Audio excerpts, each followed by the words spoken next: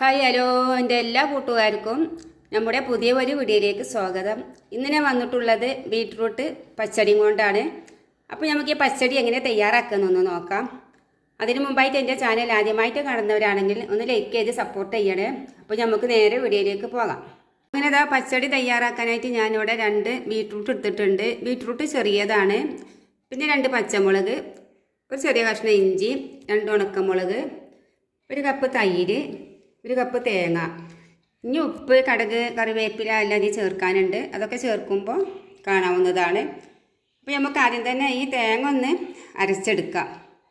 ചെറിയ മിക്സിയുടെ ജാറിലേക്ക് ഞാൻ തേങ്ങ ഇട്ട് കൊടുത്തിട്ടുണ്ട്.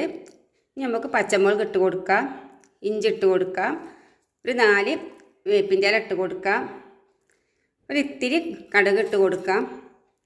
അതിനുശേഷം നമുക്കിതിലേക്ക് പാകത്തിനുള്ള വെള്ളം ഒഴിച്ചിട്ട് നന്നായി അരച്ചെടുക്കാം. വെള്ളം കൂടി പോകാൻ പാടില്ല. ഇനി നമുക്ക് ബീട്രൂട്ട് ഒന്ന് വേവിച്ചെടുത്ത് വരാം. അതിനെ ഞാൻ കുക്കറിലേക്ക് ഇട്ട് കൊടുത്തിട്ടുണ്ട് കഷ്ണങ്ങളാക്കിയിട്ട്. നമുക്കിതിലേക്ക് പാകത്തിനുള്ള വെള്ളം ഒഴിക്കാം.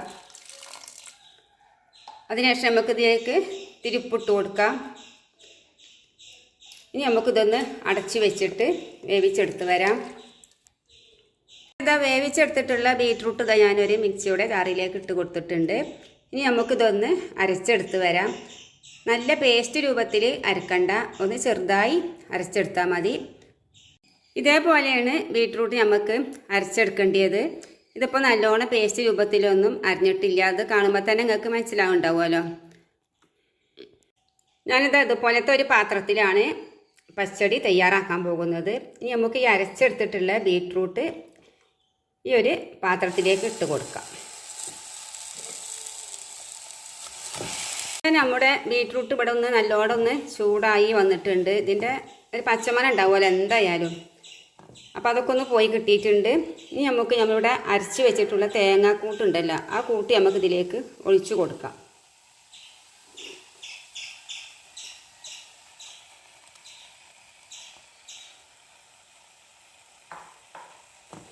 അതിനുശേഷം നമുക്കിത് നല്ലോണം മിക്സ് ചെയ്തെടുക്കാം.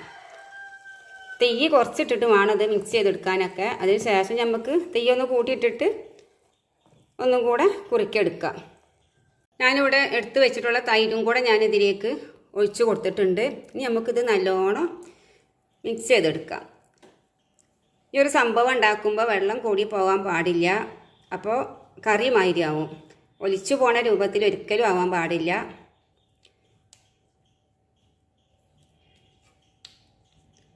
ഈ പാകത്തിന് ഇത്തിരി കൂടെ ഉപ്പിട്ട് കൊടുക്കാം. നമുക്കിതൊന്ന് വറവിട്ടെടുക്കാം. അപ്പോൾ ഞാൻ തീയൊക്കെ ഓഫ് ചെയ്തിട്ടുണ്ട്. അങ്ങനെ അതാ വറവിടാനായിട്ട് ഞാൻ ചീനച്ചട്ടി വെച്ചിട്ടുണ്ട്. വെളിച്ചെണ്ണ ഒഴിച്ച് നല്ലോണം ചൂടായിട്ടുണ്ട്. നമുക്കിതിലേക്ക് കടുക് ഇട്ട് കൊടുക്കാം.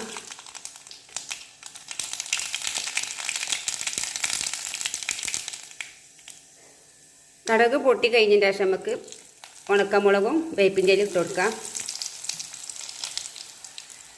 അങ്ങനെ തന്നെ നമ്മുടെ ബീട്രൂട്ട് കൊണ്ട് ഉണ്ടാക്കിയ പച്ചടി ഇതവിടെ തയ്യാറായിട്ടുണ്ട്. അപ്പോൾ ഈ ഒരു പച്ചടി നിങ്ങളും ഒന്ന് ഉണ്ടാക്കിയിട്ട് കഴിച്ച് നോക്കുക. നല്ല ടേസ്റ്റാണ്. വളരെ സിമ്പിളായിട്ട് ഉണ്ടാക്കിയെടുക്കാനും പറ്റും. അതിലേറെ ടേസ്റ്റുമാണ് ഇതിന്.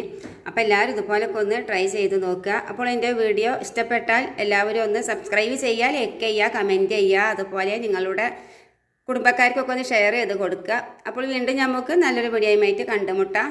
ഇൻഷാ അല്ലാഹ്.